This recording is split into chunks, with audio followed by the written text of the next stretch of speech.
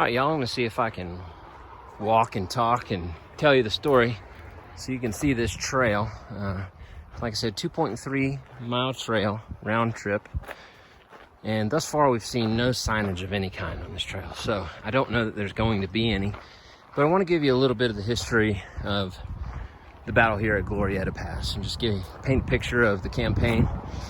Confederate General Henry Sibley rounded up about 2,500 Texans and decided that the New Mexico territory would be beneficial for the Southern cause. They needed the minerals and the wealth that this area held. There were very few slaves in the territory, although it was a slave-holding territory. Very few slaves here, lots of Mexicans and Indian, Native Americans. So you had a lot of different groups living in this area who were really unconcerned with the things that were happening back east between Washington and Richmond. And even now in 2025, I drive all the way out here from Mississippi, and I have to admit that it doesn't even feel like it's part of the United States. It's so far removed from the East Coast. I can completely understand back in 1862 why the people out here could care less about what was going on back in the East. And so while they would have been aware of the war, it would have been a very minor thing for them. But in 1862, the war came to their doorstep as Henry Sibley took the Texans and marched down the Rio Grande and then eventually moved up the Santa Fe Trail this direction. The Union were under Colonel Edward S. Canby, and he had about 3,800 troops that he rounded up, including about 400 Colorado miners who were upset about the Southerners coming to take their minerals. And so they fought at the Battle of Valverde, and I plan to stop at Valverde on the way home on this trip, and so hopefully I'll have some footage of that area for you. But after defeating Canby at Valverde, or fighting to an inconclusive fight basically, Sibley continued marching along the Santa Fe Trail, capturing Albuquerque.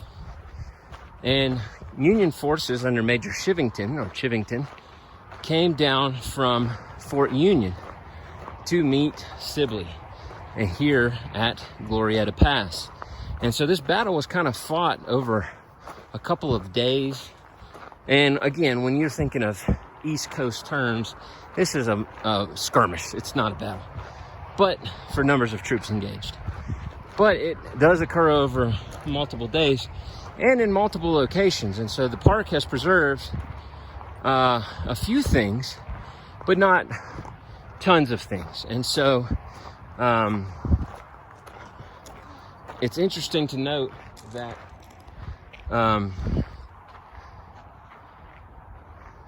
what you can see here is kind of the end of this ridge line that we're walking on. But anyway, picking back up with the story, Major Chivington devises this plan that he is going to send a flanking force along the mesa and attack the Confederates from the rear, which is a great plan.